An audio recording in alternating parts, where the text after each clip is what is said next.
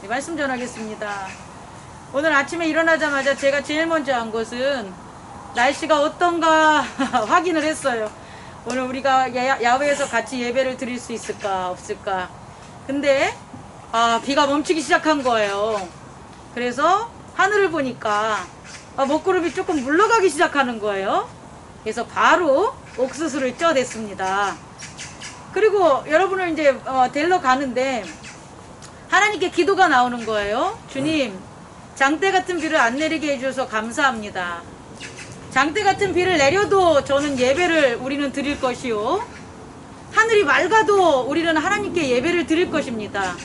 그러나 당신의 사랑하는 성도들이 하나님의 살아가심과 하나님의 지켜주심을 몸소 지각적으로 깨닫게 해줬으면 좋겠습니다. 그래서 비를 안 내리게 해주십시오 라고 간곡히 기도를 했는데, 확실히 하나님은 우리를 사랑하십니다. 우리 개인을 사랑하는 게 아니라 하나님 앞에 예배 드리기를 원하는 자들을 사랑합니다. 여러분이 예배 드리는 것에 있어서 온 마음과 온 뜻과 온 정성을 다한다면 여러분은 이 세상 끝나는 날까지 능력의 예수 그리스도와 함께함을 믿습니다. 아멘. 그런 예배자가 됩시다. 오늘 마태복음 26장의 말씀을 여러분과 함께 하겠습니다. 마태복음 26장 오늘 함께 이렇게 한 그 말씀에는 그만 사랑 나누시고요. 모자 간에 손을 꼭 잡고 있어가지고 하나님과 사랑을 나눕시다. 6월절이 나오잖아요. 마태복음 26장에. 근데 이스라엘인들에게 있어서의 6월절은 출애굽기 이후에 사실상은 하나님께서 애굽의 10번째 재앙을 이제 내리겠다라고 하면서 처음으로 무교병을 먹게 하는 6월절이 기념되게 됐어요. 그 기념된 6월절이 오늘 예수 그리스도까지 유대인들에게는 계속 있었을까요? 없었을까요? 응? 있었겠죠. 계속 그들은 애굽의 10가지 재앙, 10번째 재앙 있는 그때부터 처음 드렸을 때부터 오늘 예수 그리스도께서 함께하는 6월절 예배까지 계속해서 6월절 행사가 있었겠죠. 우리도 어렸을 때부터 처음 하나님께 나옴부터 지금까지 뭐 한 거예요? 예배가 계속 있었죠. 근데 그 예배가 각각 우리는 보지 못하지만 특별한 의미가 있다라는 거예요.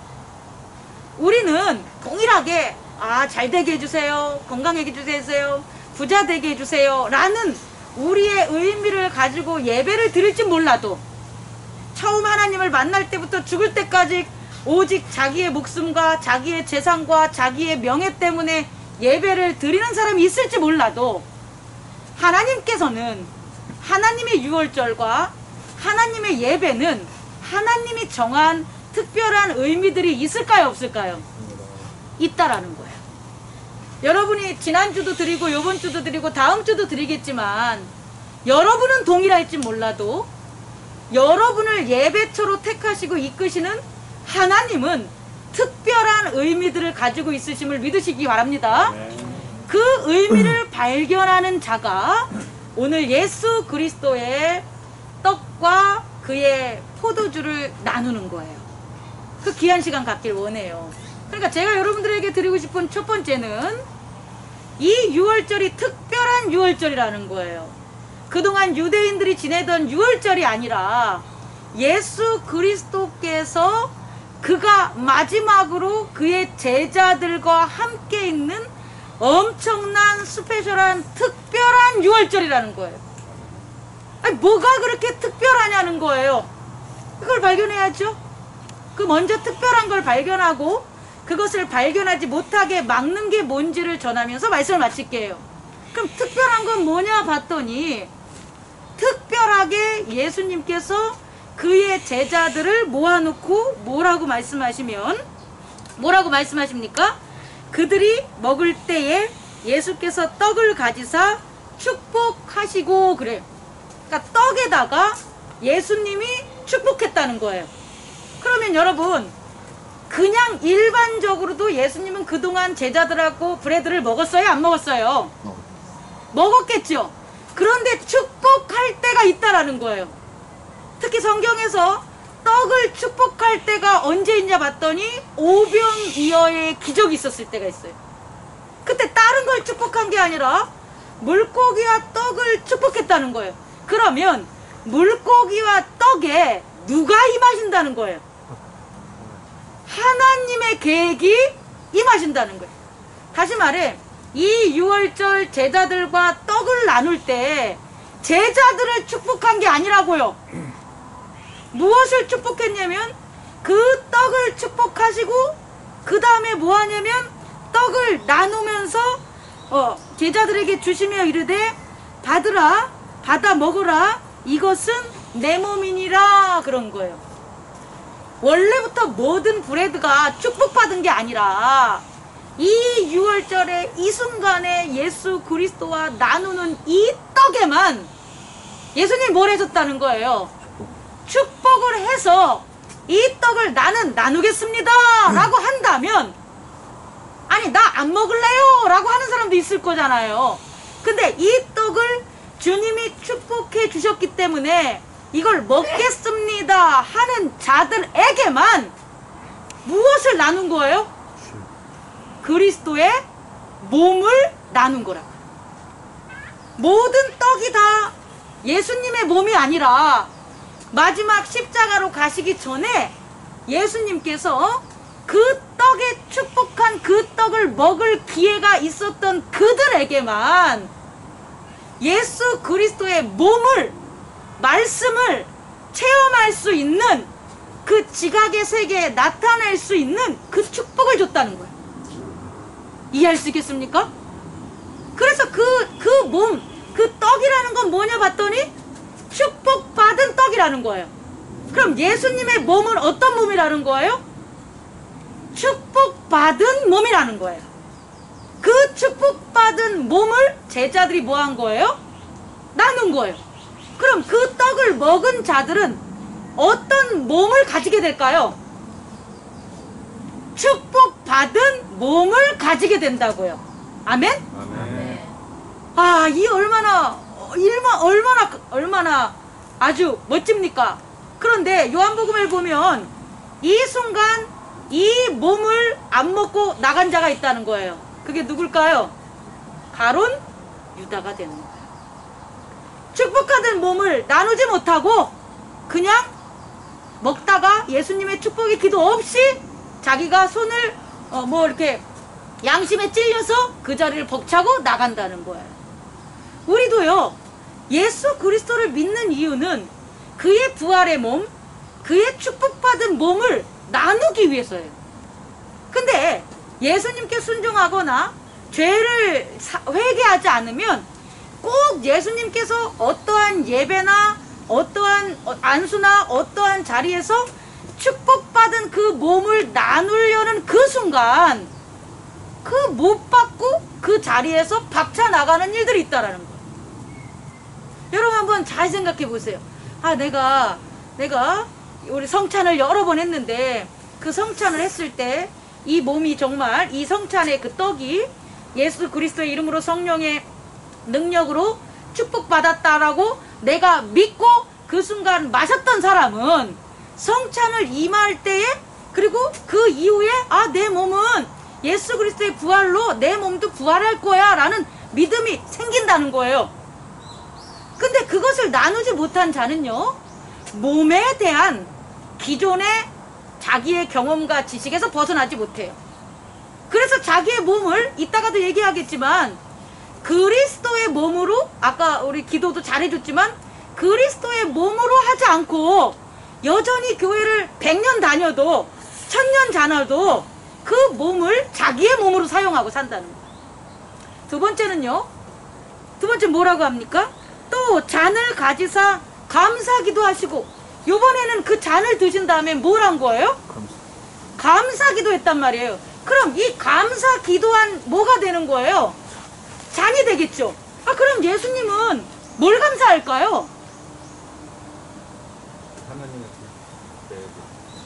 주님, 저는 이랬을 것 같아요. 이건 제 해석이에요. 여기까지는.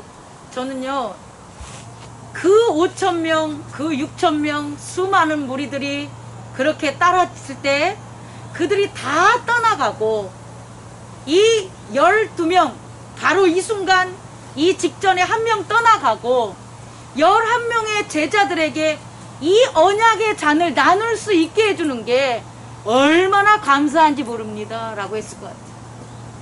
이들이 없었다면, 아니 이 11명이 아니라 단 한 명이라도 있었어도 예수님은 그 잔을 어떻게 여겼을까요? 감사하게 여겼다는 거예요. 주님 감사합니다.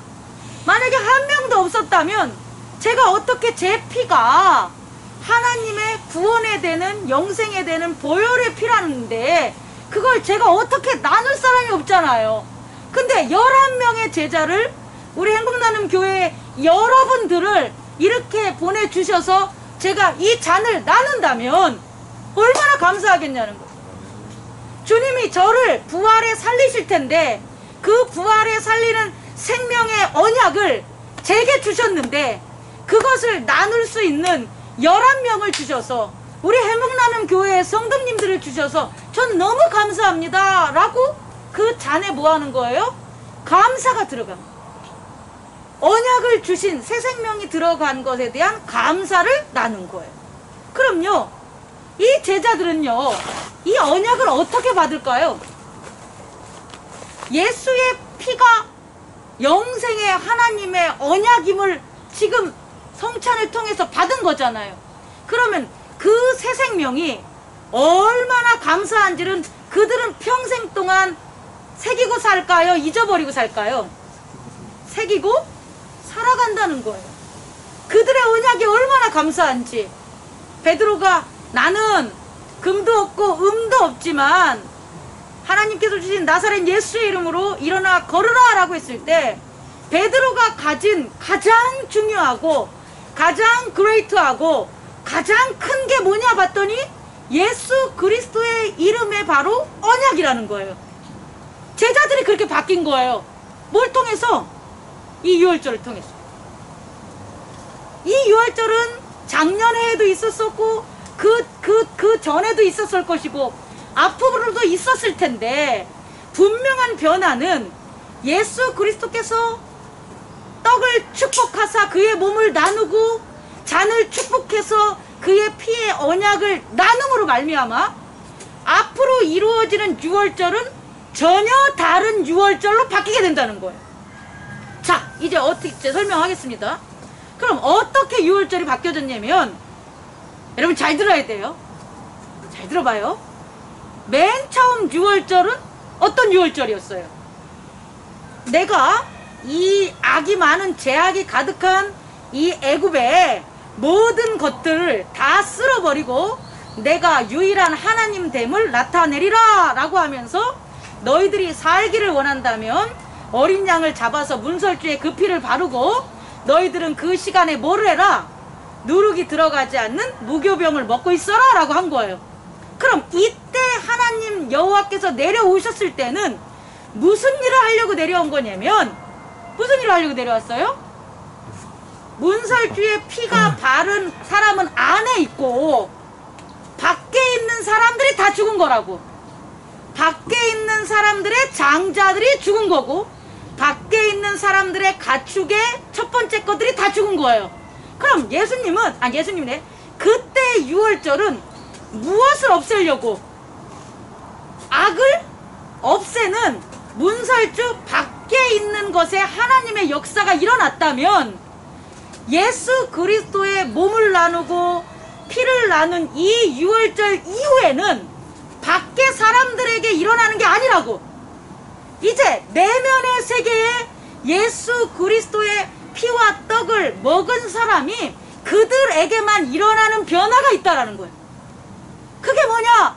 성령이 역사하신다는 거예요. 아멘? 아멘. 분명히 유월절은 동일한 유월절들이 반복되지만 전혀 다른 세계가 열리게 됐다는 거예요. 예수 그리스도 이후에는요, 외형적인 이방인들이나 혹은 이교들처럼 섬기는 하나님이 아니라는 거예요. 예수 그리스도의 시대 이후에는요, 기독교인만이 가지고 있는 특별한 그들만의 특징 있는 예배가 있다라는 거예요. 그게 뭐냐면 성령으로 인해서 우리 안에 나타난 우리의 참 나인 속사람이 제사를 드리기 시작하는 거예요. 그 속사람이 예수 그리스도의 몸이 나타내. 예수 그리스도의 몸이라는 것은 바디가 아니라 예수 그리스도의 말씀에 순종하기만 하는 속사람이 나오는 거예요. 그리고 예수 그리스도의 언약의 그 피, 영생을 목숨보다 더 소망하고 지키려는 사람들이 나타나는 거예요. 이전까지는 안 그랬다니까요. 이전까지는 하나님의 계시를 받아야 돼요. 선지자들이 하나님의 계시를 받고 지도자들이 하나님의 말씀을 받고 했을 때 외형적으로 이루어지는 하나님의 섬김이었다면, 예수 그리스도의 유월절에 떡과 피가 나눠진 다음에는 내면에 내가 몰랐던 온전히 하나님만 섬기고 하나님의 구원을 기다리는 내가 짠! 태어났다는 거예요. 그게 속사람이라는 거예요. 믿으십니까? 아멘. 아멘. 그래서 여러분들이요, 내 몸은 이제 예수 그리스도의 죄를 사하는 몸으로 거듭난 거야 라는 그 떡을 먹으면서 내 마음 속에, 내 마음이 아니라 내 내면 속에 새롭게 태어난 속사람이, 그래, 나는 말씀을 따라 살아야 돼. 이전에는 없었다니까. 이전에는 나 말씀 따라 생활하는 거 없었는데 지금은 난 말씀을 따라서 곧 할 거야 라는 내가 있다라는 거예요. 그리고 나는 영생에 하나님께서 나를 구원하신다고 약속하셨어. 영원한 삶을 주시기로 하셨어 라는 영생에 대한 소망이 내 안에 속사람이 있다라는 거예요. 그게 유월절의 변화라는 걸 믿으시기 바랍니다. 근데요, 이것으로부터 배제당하는 일이 있다는 거예요. 이 엄청난 은혜와 이 엄청난 미라클 이 사건에서 배제당할 수밖에 없는 그런 경우가 있는데, 그게 누구냐라고 봤더니 가룟 유다가 되는 거예요. 그것을 한 단어로 하면 배신이 되는 거예요. 배신하는 자, 예수 그리스도를 배신하는 자는요, 뭘 할 수 없냐? 그의 몸을 먹을 수 없어요. 그의 언약의 피를 나눌 수가 없어요. 뭐 하는 자? 예수 그리스도를 배신하는 자. 그렇다면 여러분, 배신이 뭐냐라고 보면, 여러분 배신이 뭐예요? 배신 알려줄게요. 배신은요, 한자어로 보면은 고기 육자 위에, 고기 육자 달월자잖아요. 고기 육자 위에 북녘북자가 이렇게 있는 거예요. 북녘북자는요, 두 사람이 등을 맞대고 이렇게 있는 거예요. 등을. 그러면 고기 덩어리 위에 등을 맞대고 있어. 해석하면 어떻게 돼요? 고기라는 걸 두고 서로 다른 생각을 한다는 거예요. 아니, 네 고기 있고 네 고기 따로 있으면 배신 안 한다니까. 한 고기 덩어리를 보고 등을 맞대고 있는 거예요. 그게 배신이라는 거예요. 아이, 우리 교회 안 다니는 사람이 저한테 배신하지 않아요. 왜냐면 그 교회는 다른 교회가 있으니까. 근데 같은 교회 나가면서 한 교회 안에 있으면서 등을 맞대고 있는 게 저랑 뭐 하는 거예요? 저를, 우리들을 배신하는 거라고요. 이해할 수 있겠습니까? 배신의 의미는 반드시 한 고기 덩어리 위에서 서로 다른 생각을 하는 게 배신이 되는 거예요. 등지는 게. 그럼 오늘 말씀을 보면서 제가 그동안 참 이해가 안 갔던 게 뭐냐면, 서로 수백 명도 아니에요. 딱 12명이요. 12명이 6줄 짝 이렇게 둘러 앉은 다음에 뭐라고 하냐면, 이제 나를 배신할 자가 있다라고 예수님이 하니까 다들 뭐라 그러면, 이치하더 서로 저는 아니지요 이렇게 묻는 거예요. 한 명만이 아니라 돌아가면서 저는 아니지요, 저는 아니지요, 가룟 유다도 저는 아니지요 그래. 그렇죠? 근데 예수님이 뭐라고 하시냐면, 나를 배신하는 자는 지금 그릇에 나와 같이 뭐하다? 손을 담은 자다라고 얘기해. 아니, 그러면 12명밖에 안 되는데 쬐끄만 공간에서 저는 아니죠, 저는 아니죠 하는데, 아이, 그 빵그릇에 손을 같이 담그는 걸 못 받겠냐고. 난 그렇게 생각해. 서로 막 주의가 흐트러진 것도 아니고 지금 나를 배신할 자가 있어 라고 하니까 서로들 초긴장 상황에서 저는 아니죠 아니죠 하는데 예수님 빵그릇에 손 들어간 거를 딴 사람이 못 봤겠냐고. 근데 아무도 못 봤대. 그래서 말씀을 준비하면서 깨달은 건데 이건 저희가 깨달은 거예요. 이 예수님의 말씀에는 분명히 함축적인 의미가 있다. 단순히 눈으로 보이는 거에서 빵그릇에 손 들어간 사람이 나를 팔 게 아니라 예수 그리스도의 그릇에 손을 집어넣은 거예요. 이해할 수 있겠습니까? 겉으로 보이는 그 손 집어넣은 게 아니라 예수 그리스도의 그릇에 내 손이 들어가야 되는데 다른 놈의 손도 들어간 거예요. 그게 배신할 자라고. 내가 이 행복나눔 교회 목사인데 이 자리를 하고 싶은 사람이 있는 거예요. 내 목사의 그릇에 다른 손을 집어넣은 자가 있는 거예요. 그 자가 배신하는 자라고. 여러분 이해할 수 있겠습니까? 그 가룟 유다가 왜 배신했나 보면 예수 그리스도가 가야 될 그 예수 그리스도의 그 그릇에 자기의 손을 담가버린 거예요. 다시 말해 예수님은 자신의 몸을 나누어서 부활의 몸으로 나누려고 그 몸을 그릇에 담고 있고 하나님의 영생의 언약의 피를 나누려고 십자가의 그 피를 나누려고 그 그릇에 예수님은 자기의 손을 담고 있는데 그 예수님의 몸과 예수님의 피에 다른 생각을 하는 거죠. 예수 그리스도의 몸을 부활의 몸으로 보지 않으면서 그 몸을 정죄하는 자가 있다라는 거예요. 그리고 예수 그리스도의 피를 언약의 피로 여기지 아니하면서 그 예수 그리스도의 피를 탐내는 자가 있다라는 거예요. 이해할 수 있겠습니까? 예수 그리스도의 몸과 피를 그 그릇을 탐내는 바로 그 손, 그 손이 누구냐? 가룟 유다의 손이었다는 거예요. 그가 바로 예수님을 배신한다. 그렇다면 이것은 예수 그리스도를 배신한 자가 가룟 유다 혼자냐? 아니에요. 예를 들어서 이런 거예요. 이 앞부분에 전반절에 뭐가 나오냐면 예수님이 누워있는데 향유 옥합을 가지고 온 여자가 예수님에게 옥합을 발라줘요. 그랬을 때 주변에 있었던 제자들이 화를 내. 네가 지금 이걸 팔으면 얼마나 많은 돈이 나오는데 가난한 사람을 줘야지 이걸 예수님한테 발라. 이게 바로 향유 옥합이라는 예수 그리스도의 그릇에 다른 그릇을 뭐 한다는 거? 손을 닦는다는 거. 아니 그 향유 옥합은 누구 거예요? 누구를 위한 거예요? 예수님을 위한 누구의 거예요? 여자의 거잖아요. 근데 왜 그것을 다른 제자들이 자기 손을 닦냐고. 그래서 왜 그것을 허비하냐 마냐 얘기를 해달라는 거예요. 그게 배신이라고요. 우리 인생에 배신은 너무 많이 일어나는데 그 일어나는 것을 잘 살펴봤더니 같은 것의 공동체적인 고깃덩어리에 서로 다른 생각을 하기 때문에 배신이 일어나는 거예요. 그럼 우리들도 말씀 마치겠습니다. 가룟 유다나 많은 예수님을 배신한 사람이 될 수 있다라는 거예요. 어떻게 한다면? 예수 그리스도를 다른 용도로 활용한다면, 예수 그리스도의 이름을 다른 용도로 생각한다면, 전한다면 다 예수 그리스도를 배신하는 자라는 거예요.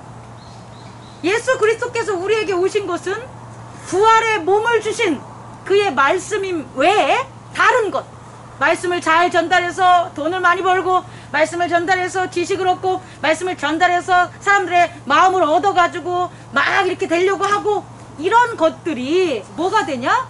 예수 그리스도를 배신하게 되는 거예요.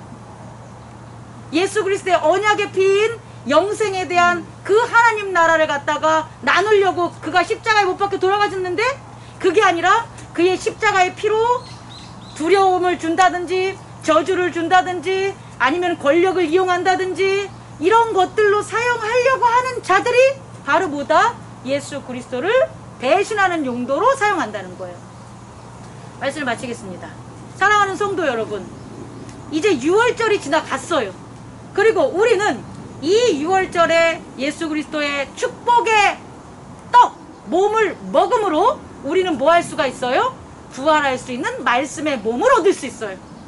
그리고 예수 그리스도의 감사의 언약의 피를, 그 포도주를 나눠 먹음으로 우리는 언약을 지키면서 살아갈 수 있어요. 그것 외에 교회에서 논하지 마세요. 그것 외에 여러분의 인생을 살아갈 때 예수 그리스도의 이름을 망령되게 사용하지 마세요. 오직 예수 그리스도의 이름은 그의 부활의 몸과 언약의 피에만 여러분들이 감사하고 축복하는 저와 여러분 되길 원합니다. 만약에 나머지 것을 한다면 예수 그리스도 제껴놓으세요. 그냥 세상으로 해도 돼.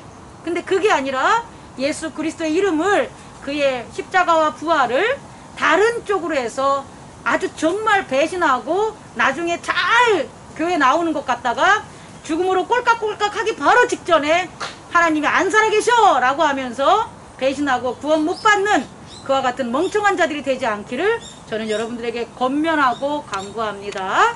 기도하겠습니다.